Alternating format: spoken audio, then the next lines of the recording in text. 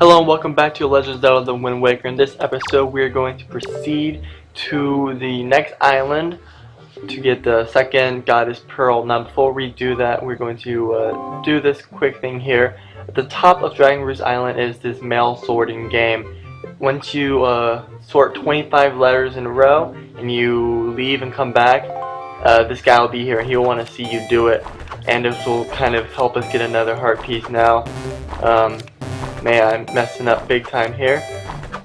But yeah, it's not really that hard to get 25 in a row, as long as you don't really miss a whole lot, or I mean, lots of times you'll get lucky. And this one is giving me a lot of the same ones in a row, which is making it easy on me. Normally you can't miss two and succeed, but I'm going to do just that. So yeah, he's going to be impressed. You really have about a little bit more than a second apiece, and the game's not all that hard. My biggest problem is the control likes to slip a little bit, but did it in one try there, so not too bad. So what he's going to do is give you a letter, which we can mail. I'm actually going to forget to mail until the very end of this letter, but after a while we'll get a heart piece in the mail in response to this letter. So I'll combine these clips at some point to kind of show the whole process one after another.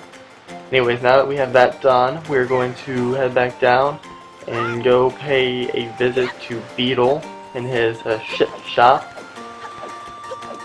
Because on the way to Forest Haven, which is the next island, I want to mark some spots on the sea chart, which all this will be explained in due time. Anyways, I'm going to go ahead and enter. Beetle is a character that was first introduced in The Legend of Zelda: The Wind Waker, and he's just a native person that kind of travels around the Great Sea selling different items in his boat, and he seems to be all over the place. I don't know if he's got like cousins or a bunch of twins or something, or if he's just really fast, but he's all over the place. And he sells mostly just baits and items like that, but he does sell some higher end objects later on in the game at certain times. Now what I'm going to do is stock up here and just fill my bait bag that I just purchased with as much as I can. I'm going to buy one of these Hoi pears. Hoi pears allow you to kind of take control of seagulls. You'll use that later on in the game. For now, we're not really going to need it, but I figured I'd buy one while I was here. And then I'm going to fill up the rest of my bait bag just with this all-purpose bait, which by all-purpose it means primarily feeding the fish. So this is the bait that we use to throw into the ocean when we see the guy that will mark down the spots on our sea chart, and it allows you to complete the entire Great Sea chart, which will be very helpful later on in the game. And alright, that will fill up my bag.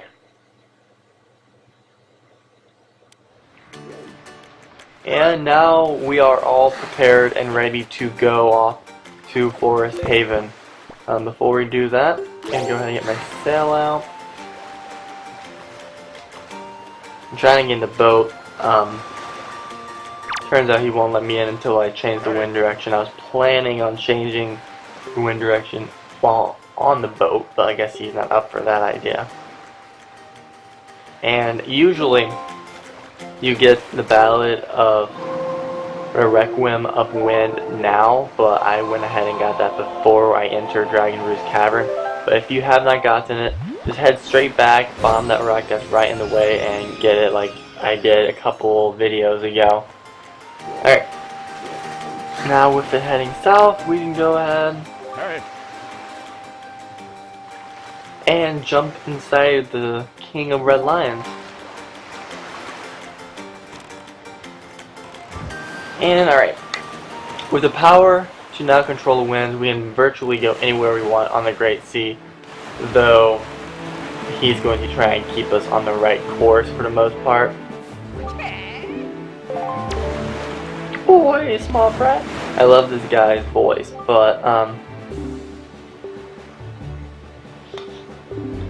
yeah, every time you see a shadow in the water near an island that looks like a fish, obviously, you can just throw down some of the bait, and he will come out, and his family, I suppose, and they will mark down and etch out the pattern of the island that is in each coordinate. Every coordinate on the Great Sea has its own island, which makes for very expansive and just a huge overworld to explore.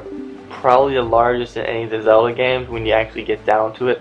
Yes, there's a lot of just like boating around and getting there, but there's so many different places to explore, and each island has something on it of significance, be it like a heart piece, a new item, upgrade of some sort. There's always something on it. So, alright, continue southward.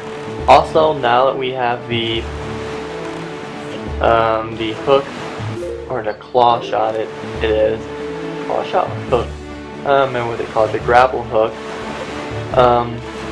We can pull up treasure from the bottom of the ocean floor, and we'll be doing that a couple times in this video. Most of the time we're just going to get rupees, but every now and then you'll get some other stuff as well. So, and you know that you're coming up to an area with treasure when you see these glowing areas on the ocean floor, and I'll explain more of that when we get to it. For now, I'm going to keep on going down. If you want to skip all this, you can just head south like 3 coordinates, and you can get straight to the to the forest that we need to go to, Forest Haven. But I'm going to actually take some time to explore. I'm going to mark down every chart coordinate as I get there, and I'm going to pull up some treasure. So it's going to take me a little bit longer than usual to just kind of complete this segment. I am trying to 100% this game, which I normally don't do in my Let's Plays, but I'm feeling it for Wind Waker since it is my favorite 3D Zelda game. Now, we'll be returning to this island later on, and definitely want to remember what he's telling us here, so take note of it. It will come in great handy at some point.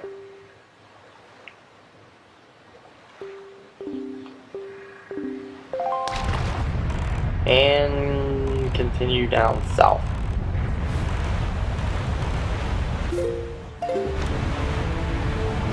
Slowly making progress here.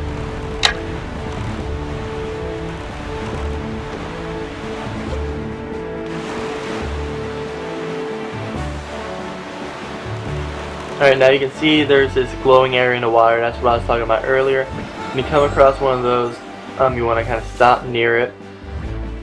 My problem is I'm always trying to put the sail away by pressing the button that it's equipped to, but that's not right. You actually got to press A.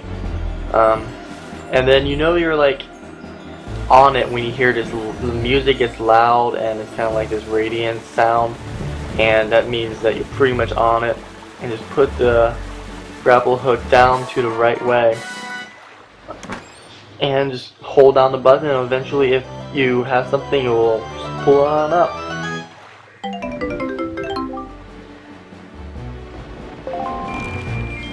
Right, yeah, as I said, most of the time you're just going to get rupees. On that time, a red rupee. Later on, I'll get a purple rupee. So that seems to be the most common item.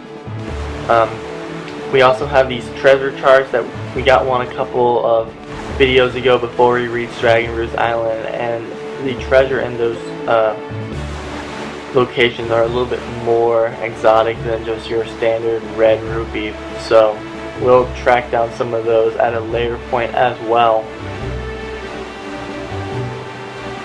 Now we're just going to continue heading south. We're going to be introduced to a few new enemies, including this Octorok here. You just kind of swim past them. Octoroks really have a more aquatic role in this game. In some of the older games, they were found on land a lot more. In Wind Waker, they are kind of certainly just stuck to being in the water. so don't really have to deal with them a whole lot. Alright, so we're going to go ahead and feed this guy, get another spot on our chart.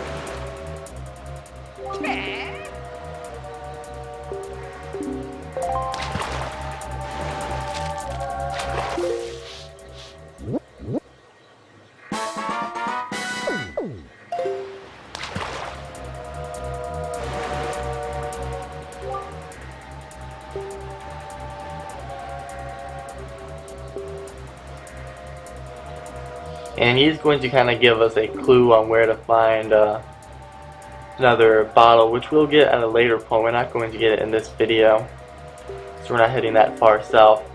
So with that, he's off. There's also these cyclones that are floating around, which will kind of just disorient you if you get in them. They're not really going to do a whole lot of damage or set you back, but they will just kind of pick you up, spin you around, and just throw you off course a bit. And you can just turn right back around and head where you need to go. So don't pay too much mind to them. There are a couple of really large cyclones later on in the game, which we'll get to, but they're more events driven where you need to be in them, and if you get captured by them, then they will send you flying just like really far away from where you're trying to go. So we'll touch more on those later on in the game. For now, we're just going to continue heading south. We're one coordinate away, so we're gonna take a slight detour. I mean, this is kind of heading east a little bit. The island on this coordinate is just in the kind of southeastern part, or more so just eastern, not really southeastern, just a little bit more east than everything else that we've been in. And I just want to get this guy to mark it on the map once again. And yeah, as usual, I'm going to try and fill this thing up. Nice thing is, each bait, all-purpose bait that you buy for 10 rupees, you get 3 pieces. So you can fill up the map for not all that much. It's fairly cheap to get this entire chart marked up for us. So, alright, we're learning a lot of great things that we'll be touching base on later on in the Wind Waker.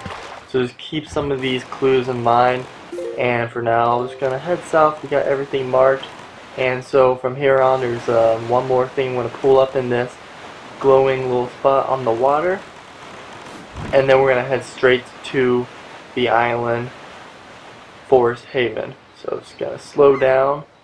Use this, press the R button to cruise. It's really great when you have your sail put away, and you can still kind of progress forward a little bit.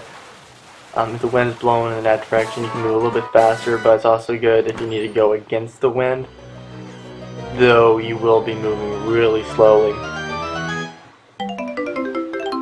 Alright, this is the purple rupee I was talking about earlier, so filling up really quickly.